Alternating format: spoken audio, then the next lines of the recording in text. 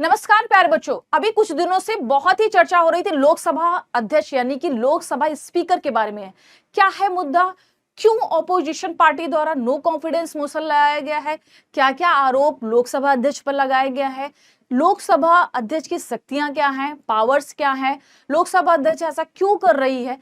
इन सभी टॉपिक्स पे आज हम लोग चर्चा करेंगे। उन सभी बिंदुओं को समझेंगे जो आपके एग्जाम के लिए काफी इंपॉर्टेंट है। ये चर्चा में बना है यानी ये करंट का मुद्दा है, तो आपके आने वाले एग्जाम के लिए ये टॉपिक बहुत ही महत्वपूर्ण हो जाता है। तो चलिए सेशन को स्टार्ट करते हैं। आज के इस क्लास में हम लोग देखेंगे, क्योंकि अभी अपोजिशन ने सबमिट किया है नो कॉन्फिडेंस मोशन, यानी कि हमारे ओम बिरला साहब जी को हटाने की प्रक्रिया स्टार्ट हो गई है। अब ये प्रक्रिया कैसी है, कौन कौन से प्रावधान हमारे संविधान में दिए गए हैं, जैसे कि इस क्लास में हम लोग कवर करेंगे, यानी कि बेसिक इंट्रोडक्शन जो कि लोकसभा अध्यक्ष के बारे में होगा। साथ ही साथ लोकसभा अध्यक्ष के संवैधानिक आधार क्या है, लोकसभा अध्यक्ष की शक्तियां क्या है, अध्यक्ष को हटाने के हम कौन सा आर्टिकल इस्तेमाल करते हैं जो आपके एग्जाम के लिए बहुत ही महत्वपूर्ण है। विपक्ष ने क्या आरोप लगाया है, क्या ये पहली बार हो रहा है या इससे पहले भी हुआ था, इन सभी बातों को समझेंगे। संवैधानिक महत्व क्या है और तुलनात्मक दृष्टिकोण, यानी भारत में ऐसा हो रहा है कि अन्य देशों के लोकसभा स्पीकर के साथ भी ऐसा होता है या उनके संविधान में भी कुछ ऐसे ही प्रावधान दिए गए। तो इस बात करते हैं हम लोग एक एक टॉपिक पे। अगर हम लोग बात करें लोकसभा अध्यक्ष, लोकसभा अध्यक्ष यानी अगर हम लोग सत्र देख रहे होते हैं, सेशन देख रहे होते हैं पार्लियामेंट का, तो जो उसमें पीठासीन अधिकारी होता है वो क्या कहलाता है? लोकसभा अध्यक्ष। लोकसभा अध्यक्ष बहुत ही शक्तिशाली, बहुत ही पावरफुल मेंबर होता है। इसकी चुनाव प्रक्रिया, लोकसभा चुनकर आती है तो उन्हीं सदस्यों में से किसी एक सदस्य को लोकसभा अध्यक्ष चुन लिया जाता है, और चुनने का डेट ये सब कुछ कौन तय करता है? प्रेसिडेंट तय करता है।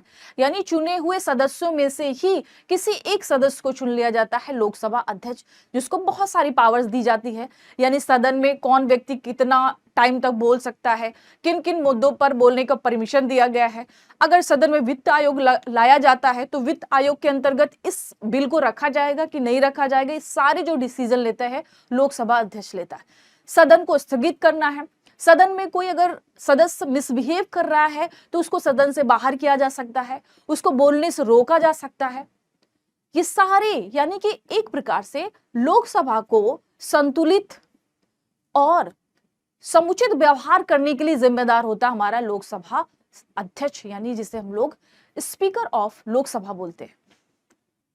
अभी हाल ही में विपक्ष के द्वारा यह मुद्दा उठाया गया कि भाई लोकसभा जो अध्यक्ष है ना, वो पक्षपातपूर्ण व्यवहार करता है, जिसके कारण से लो कॉन्फिडेंस मोशन इंट्रोड्यूस किया गया।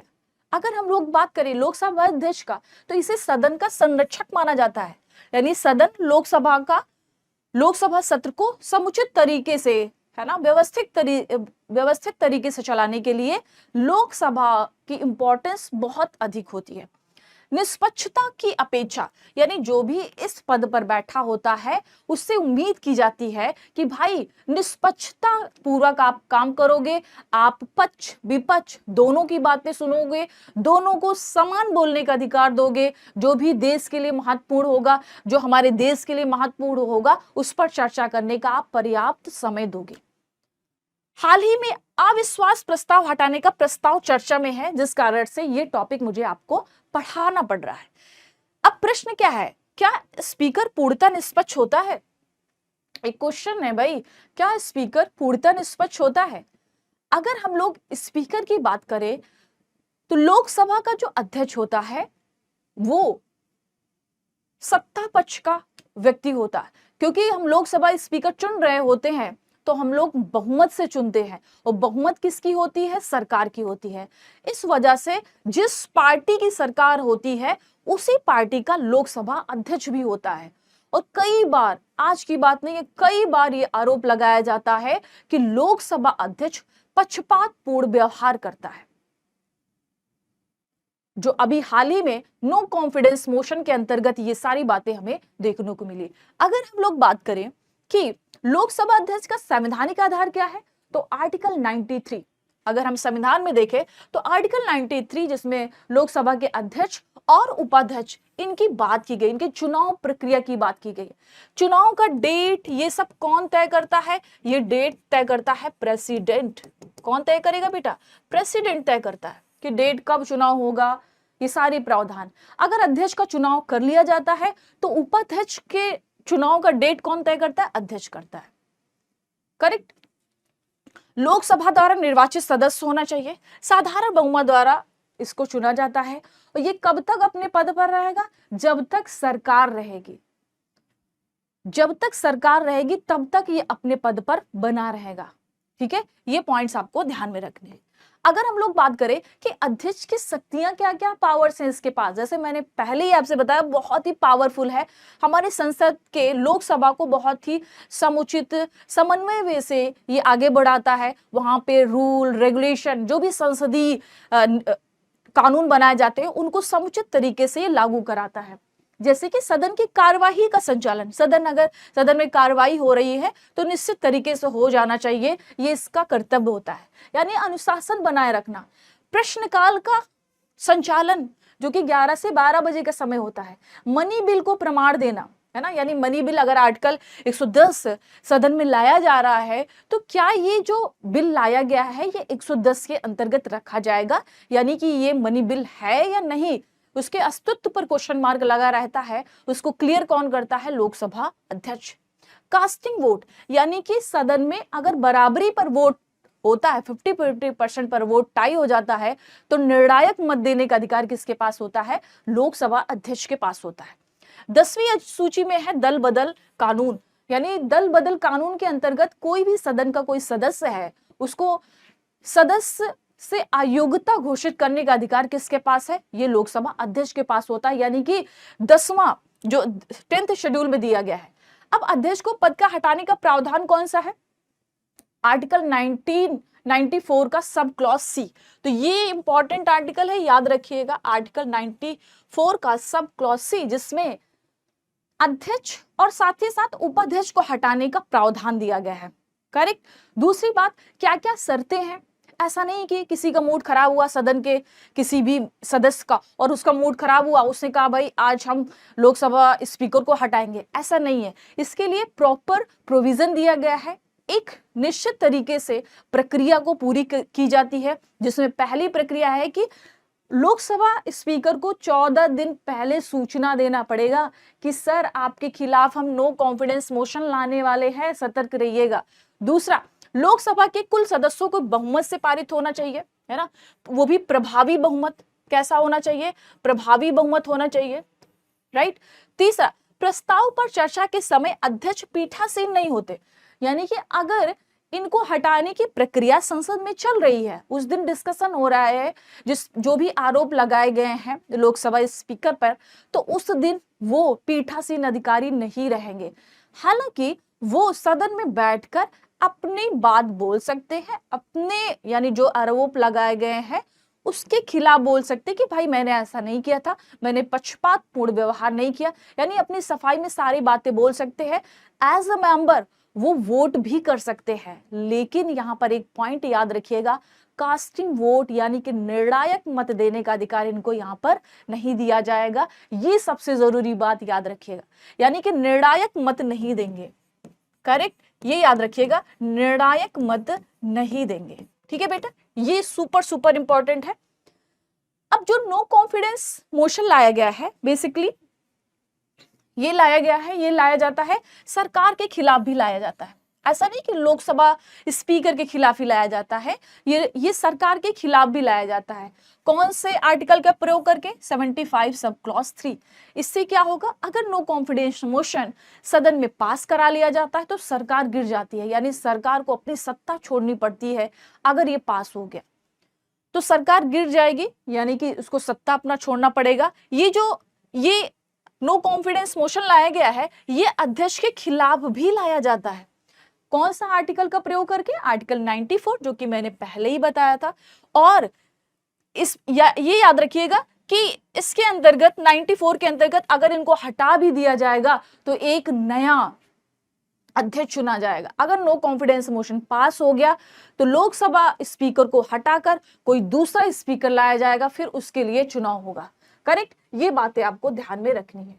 अगर हम लोग बात करें कि भाई लोकसभा स्पीकर पे कौन कौन से आरोप लगाए गए हैं, जिसके अंतर्गत ये सारा मैटर अभी हमारे चर्चा में देखने को मिला है, तो याद रखिएगा विपक्ष के द्वारा यानी ऑपोजिशन पार्टी के द्वारा आरोप लगाया गया है कि भाई लोकसभा का स्पीकर उनके साथ पक्षपातपूर्ण व्यवहार करता है, विपक्ष को बोलने का सीमित अवसर देता है, निलंबन की कार्यवाही जैसे मैंने पहले बताया था, लोकसभा स्पीकर को राइट है कि किसी भी सदन के सदस्य को बोलने का परमिशन दे सकते हैं।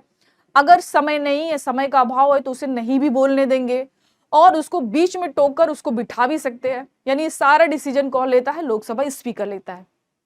अब सत्ता पक्ष ने क्या तर्क दिया है? उन्होंने कहा भाई जो भी लोकसभा अध्यक्ष जो कार्यवाही कर रहे हैं वो संविधान के अकॉर्डिंग है, यानी नियमों के अनुसार संचालन हो रहा है, उसमें कोई भेदभाव पूर्ण कोई भी काम नहीं हो रहा है। सदन की गरिमा की रक्षा की जा रही है, यानी कि सदन की गरिमा को बनाए रखा गया है, यानी आरोप लगाए गए हैं, आरोप का उत्तर भी दिया गया है सरकार के द्वारा कि जो भी प्रक्रियाएं चल रही हैं वो नियम के अकॉर्डिंग चल रही है, इसमें कोई भी सदन की गरिमा को नहीं डिस्ट्रॉय किया गया। ये सारी बातें किसके अंतर्गत कही गई हैं? सत्ता पक्ष के द्वारा। अब यहाँ पे याद रखिएगा ये मामला आखिर उठा कैसे। आपने अभी देखा होगा कि 1 फरवरी 2026 को हमारे भारत का केंद्रीय बजट प्रस्तुत किया गया। जब केंद्रीय बजट प्रस्तुत किया जाता है, प्रेसिडेंट का अभिभाषण होता है। अभिभाषण के बाद जब प्रक्रिया आगे बढ़ती है तो धन्यवाद प्रस्ताव यानी कि थैंक्स मोशन लाया जाता है। थैंक्स मोशन से पहले इसमें प्रधानमंत्री की स्पीच जानी होती है, लेकिन इस बार इतिहास में पहली बार हुआ है कि इस बार प्रधानमंत्री जी का स्पीच नहीं है, थैंक्स मोशन पर उन्होंने कुछ भी नहीं बोला है। तो इसी वजह से विपक्ष यानी ओपोजिशन पार्टी का कहना था कि इसमें लोकसभा अध्यक्ष को इंटरफेयर करना चाहिए था। पहली बार ऐसा हिस्ट्री में हुआ है। और लोकसभा अध्यक्ष का तर्क था, उन्होंने कहा कि भाई हमारे प्रधानमंत्री साहब पर कुछ दिक्कतें आ सकती थी, उनको शारीरिक हानि पहुंचाया जा सकता था, है ना, इस वजह से उनको वो सदन में नहीं आ पाए। तो कुछ ऐसी बातें थी जिसको आधार बनाकर विपक्ष के द्वारा ये लोकसभा स्पीकर पर आरोप लगाए गए। ठीक है, तो ये याद रखिएगा राष्ट्रपति का अभिभाषण। क्या ये पहली बार हुआ है या इससे पहले भी हुआ था? लोकसभा स्पीकर पर नो कॉन्फिडेंस मोशन क्या पहली बार लाया गया? इससे पहले भी? तो याद रखिएगा पहली बार जो स्पीकर के खिलाफ प्रस्ताव लाने का जो सफल प्रयास किया गया था वो जीवी मावलकर के ऊपर, क्योंकि ये प्रथम लोकसभा अध्यक्ष भी थे और इन पर पहली बार ये नो कॉन्फिडेंस मोशन लाया गया था, ये याद रखिएगा। और इसको सफल होना अत्यंत दुर्लभ क्यों है? क्योंकि ये सत्ता पक्ष का होता है ना, सत्ता पक्ष का होता है। और सत्ता पक्ष क्या रहती है? मेजोरिटी में रहती है। ये किस में रहती है? इसके पास बहुमत होता है। तो अभी तो इंट्रोड्यूस किया गया है, लेकिन ये पास हो पाएगा? नहीं पास हो पाएगा। क्यों? क्योंकि सदन में बहुमत किसका है? सरकार का है। सरकार चाहेगी तो ओम बिरला साहब हटेंगे, अगर सरकार नहीं चाहेगी तो ओम बिरला साहब नहीं हटेंगे। तो संसदीय परंपरा को बनाए रखना यानी कि पद की गरिमा को बनाए रखना, ये याद रखिएगा, है ना। अगर हम लोग देखें तो जीवी मावलकर को पहली बार ये अविश्वास प्रस्ताव लाया गया था, नो कॉन्फिडेंस मोशन लाया गया था। ठीक है, कब लाया गया था? 1954 में लाया गया था। करेक्ट। पहले स्पीकर भी थे और पहले ऐसे स्पीकर थे जिन पर ये यानी कि नो कॉन्फिडेंस मोशन लाया गया था। करेक्ट। लेकिन ये पास नहीं हुआ था, है ना, पास नहीं होता, खारिज हो गया। जैसे मैंने पहले बताया पास होना बहुत मुश्किल है। और लाएगा कौन? ऑपोजिशन पार्टी लाती है, और ऑपोजिशन पार्टी मेजोरिटी में रहती नहीं है, तो ये बिल पास कराना बहुत मुश्किल हो जाता है। ठीक है, ये पॉइंट्स याद रखिएगा। अब इसका संवैधानिक महत्व क्या है, यानी कि लो कॉन्फिडेंस मोशन का संवैधानिक महत्व क्या है? पहला बात, ये लोकतांत्रिक जवाबदेहिता को बढ़ाता है। लोकतांत्रिक जवाबदेहिता, चेक्स एंड बैलेंस, निष्पक्षता की परीक्षा करता है। बहुमत बनाम संस्थागत गरिमा, यानी कि बहुमत के खिलाफ बहुमत और उसके खिलाफ कौन बैठा है? संस्थागत गरिमा। यानी इनके बीच में समन्वय स्थापित करता है। ठीक है, तो ये इसका संवैधानिक महत्व है, याद रखिएगा, सारी बातें आपको ध्यान में रखनी है। अगर हम लोग बात करें कि क्या भारत में ऐसा होता है, लोकसभा स्पीकर को हटाया जा सकता है कि कहीं और पे भी, तो याद रखना यूके यानी कि इंग्लैंड, यूके जो कि मेनली हम लोगों ने यूके से ही बहुत सारे प्रावधान लिया, जैसे संसदीय शासन व्यवस्था हम लोगों ने यूके से ही लिया है। और लोकसभा का अध्यक्ष का जो पद है यूके में, अगर कोई भी स्पीकर बनता है तो वो दल से अलग हो जाता है। यानी जैसे इंडिया में क्या है, अगर स्पीकर बनता है तो जिस पार्टी से वो जीत कर आया हुआ है चुनाव, उस पार्टी को वो बना रहता है। जैसे कि अगर बीजेपी से चुनकर आए हुए हैं तो बीजेपी के सदस्य रहेंगे, लेकिन ऐसा यूके में नहीं है। अगर स्पीकर बन जाते हैं तो वो दल से अलग हो जाएंगे। ठीक है, भारत में क्या है, स्पीकर पार्टी सदस्य बने रहते हैं। करेक्ट, इसमें सुधार की आवश्यकता है, याद रखिएगा। लोकसभा स्पीकर का जो पद है उसकी गरिमा को बनाए रखने के लिए इसमें बहुत सारे सुधार की आवश्यकता है। संरचनात्मक सुधार भी है कि कोई भी इस पर आरोप न लगा सके, बिल्कुल निष्पक्षता के साथ वो काम कर पाए, जो हमारे संविधान को और भी मजबूत करेगा, हमारे राष्ट्र को मजबूत करेगा। क्योंकि लोकसभा स्पीकर का जो पद है बहुत ही गरिमापूर्ण है, जो हमारे संसद यानी कि जहां पर नीतियां बनती हैं, जहां पर कानून बनते हैं, अगर वहां पर ही रूल रेगुलेशन को नहीं फॉलो किया जाएगा तो उन नीतियों में भी वो कमी दिखेगी। तो ये सारी बातें थी जो आपको लोकसभा अध्यक्ष के बारे में याद रखनी है। कारण क्या है, बहुत ही ये ज्वलंत मुद्दा है, हॉट टॉपिक है, जिसपे क्वेश्चन आने के चांसेस बहुत ज्यादा है। तो अभी नो कॉन्फिडेंस मोशन लाया गया है, आगे क्या होगा इन सभी पर अगर कोई भी अन्य इंफॉर्मेशन आता है तो हम लोग फिर से मिलेंगे। तो अपना ध्यान रखिएगा, अच्छे से पढ़ते रहिएगा, जितने भी पॉइंट्स मैंने डिस्कस किए हैं उसको सबसे अच्छे तरीके से याद करना है, क्योंकि एग्जाम में क्वेश्चन पूछे जाने की संभावना बहुत ही ज्यादा है। तो मिलते हैं अपने नेक्स्ट वीडियो में। सेशन को अगर आपको अच्छा लगा तो प्लीज लाइक करिएगा, दोस्तों के साथ शेयर करिएगा, और इस चैनल पर नए हैं तो प्लीज हमारे चैनल को सब्सक्राइब करिएगा। Thank you.